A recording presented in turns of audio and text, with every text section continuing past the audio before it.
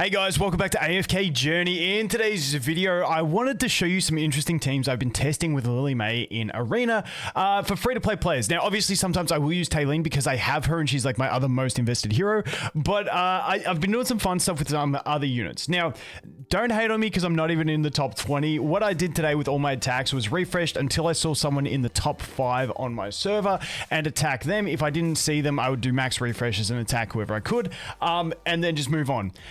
But I want to show you some teams that I did against some of the top ranked players. Once again, my server is not a Giga Whale server, so this is just for comparison. Maybe this would be what like around rank 200 on your server would be. I get that, but what I'm just trying to show you is like me trying to make teams with the limited units that I do have to experiment with. Now, tomorrow, I am going to do a bunch of experimenting with my low Ascension Rainier, but I just don't think it's going to work out too well. But I want to show you guys some replays. So the people we're going to look at if we go to, not the store, if we go to the ladder here, Joker, I couldn't beat. I swear we got super close. We might even start with that replay. We'll show you guys one against Ricky Boy, Muka. I did, dude, I don't even know how to say this dude's name. Kuna, however you say it, dude. This bloke, we did one of them 3 days ago, and we did Giovanni. Now, Giovanni has an alternate sort of looks like a testing defense team. But basically, I'm trying to figure out ways for me to reliably beat Scarlita teams. So let's go over and look at some of these replays. The other one is ID. He used to be like the top ranked player until he quit, and his like defense is just sitting in there in like the top 20, and he's just absolutely creaming me. And now my defense is getting beaten over here by Yolanda. Come on, Yolanda, give me a break, mate. But let's go over here, and firstly I want to show you guys the one against Joker, who is the top ranked player on my server. And I feel like this one we got damn close. So just for an idea of his I don't even know, is that higher? Yeah, that's got the purple. So is dude, I really have no idea on how anything just past just base Supreme Plus works. So I apologize with the Paragons. I don't know where that's at. But as you can see, he's got a pretty beefed up Scarlita. Everyone's pretty well invested. The Damien's got and Iron don't have maxed out signature items. But that is what we are looking at. So let's jump in. And when you look at my team, obviously I have my beefed out Lily May with the 23 EE. My Supreme Plus Thorin with, what's that, 10 exclusive. We got 10 exclusive on my Mythic plus Damien, my Supreme plus Arden with Mythic with 10, and then my Odie with 10. No, this is 5. That's 5, isn't it? And he's 5. Yeah, anyway, you guys get the gist. I'm going to put on 1 time speed, I think it is. Yeah, so you'll see here, I interrupt his Iron. Now, I didn't bring an Iron of my own. I actually threw my Odie in here down the bottom. The plan was to just nuke that Iron as fast as possible. And behind my head, you can't see, but I've got the immunity one, the enlightening spell, so that my Odie couldn't get controlled by him. And we're looking super good. Unfortunately, that enemy Thorin just got his second ult off before I managed to kill him. And that really cost me because he deleted 2 of my units, and then we couldn't do much from there on. But the Odie tech is something I'm really loving because I am limited as free to play with my options. I got to bring things that I have built, and Odie is in general a good unit, and I find him for depending on the positioning of the enemy teams, he can really pip an enemy really quick, and especially in that Iron situation where I know the Iron is going to get interrupted by my Lily. It means that's extra damage going into that Iron, so we can nuke him really quick, get him out of the way, and that's 1 enemy down. I really wanted to fight Joker again with this team to see if I could get better timing against his Thorin, but unfortunately that Thorin did wipe out 2 of my units, my Arden and my Odie, super quick. I think if we had them still in the fight, it could have gone a bit different, but unfortunately it didn't. The one thing I would love them to implement in these replays is to just look at the formations first.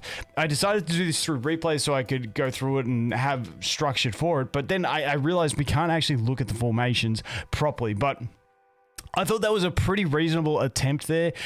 Lily May actually is working really well against Scarlitas at the moment. She does dodge Scarlita a lot. The timing of her abilities normally is that she's dodging Scarlita when she drops, so she's not getting nuked straight away, which is fantastic. But that is one I will definitely keep trying Joker on my server because he's like the sort of benchmark for me to try and go ahead and beat. The next one we're going to look at here is Ricky Boy, who I think is rank 2. And as you can see, he is running the Lily May with the Scarlita team. As you can see, he's not as heavily invested manifested as Joker. So this was a fair one to go ahead and experiment with. Now, what I ended up doing here was just going with my staple, basically the mirror match, but I just worked on my positioning to try and be able to interrupt, and you'll see my Lily May just absolutely shred on this one.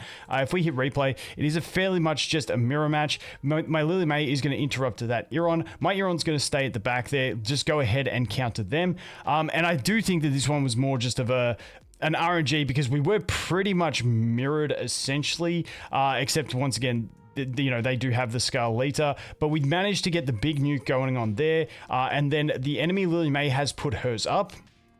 And it's just, it's super interesting when Lily Mays are around with who they're going to interrupt. So luckily she didn't interrupt anything vital there, so we could keep going, and we eventually, let's just speed it up a bit. You can see, like, she goes ham with the damage. She just goes absolutely ham, and she's great for interruption. And so now you see the Scarlita working her way across. We interrupt the Thorin, that's fine. We get her confined in the confining spell. Now she's coming across. She clips the Thorin damage, I believe that was. Then she runs into the middle, which is perfect for me because that left my Lily May open to go ahead and dance. Now, if I played that game again, maybe I would lose to that. I feel like we did have pretty good RNG, but in general, it was a pretty safe lineup for me, where Lily May just had a really big room to shine.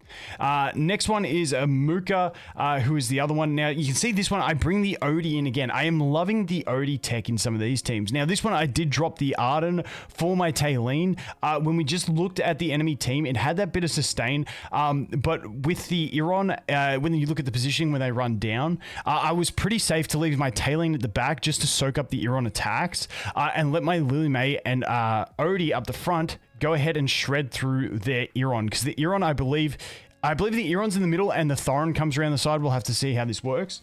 And so between my Lily interrupting Iron and my Odie just pewing him, we nuke the Iron super quick, which just gets him out of the way. Unfortunately, I can't remember. Let's actually watch the replay. I can't remember exactly how it went. So you can see Iron in the middle there. So now we get to go ahead and we get to nuke him super fast. And my Odie hits the confining spell. So he does actually get his ult off in this one, which is a bit unfortunate, but you can see the play I was going for. So unfortunately, somehow my Odie was considered the back row there. So we've got that on him there. We get the next interrupt ready.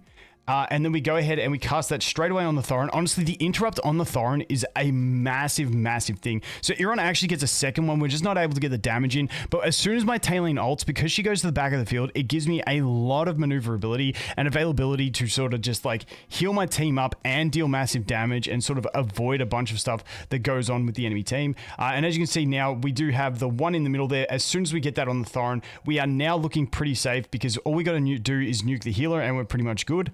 You can see like massive, massive damage coming out, but we do manage. As soon as we do that dance, you can see the chunky damage coming out. We go ahead and we interrupt the Damien. Doesn't really matter, but just that Lily May damage, especially once we get into like the, you know, past 20 seconds of the fight, on her second and third dance, she just absolutely melts the field, which is absolutely amazing. But I am really liking the play against other Iron teams, where I don't bring my Iron and I just instead bring my, let's see what Mayhem's got. No, that was a bit of a different team.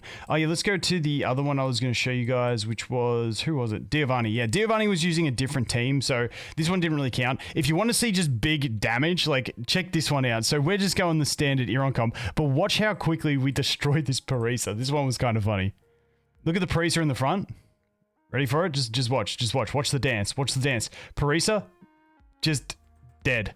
Just dead. It's like instant. It was huge. But yeah, that burst damage on the right target can be good. And the thing I love with Lily May is trying to arrange her, depending on the enemy formation, to try and get her dance on anything but the enemy Thorin, so that you can go ahead and just basically snipe someone really quick. Now, a lot of enemy teams will have the Thorin positioned in a way that doesn't allow that. But if you can find one, dude, it is absolutely insane the way she can just melt a non-tanky enemy if they have some poor positioning. But that's the kind of stuff we are looking at. And the only other one I was going to show you was old mate down here, who's ranked 3 or something like that. You can see, once again, we got the Scarlita team. I ended up using the Iron and the Taylene in this one to go ahead and get it. Let's just pop this one in. I can't remember this fight too well.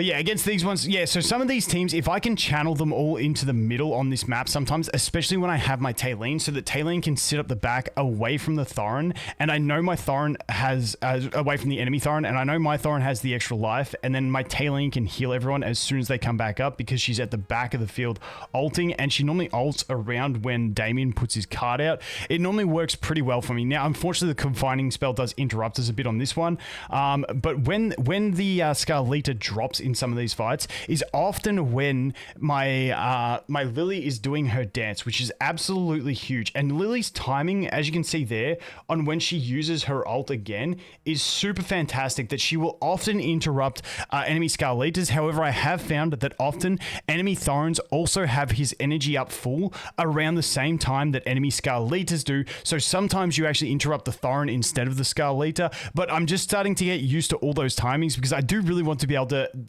beat reliably these Scarlita teams without having a Scarlita myself.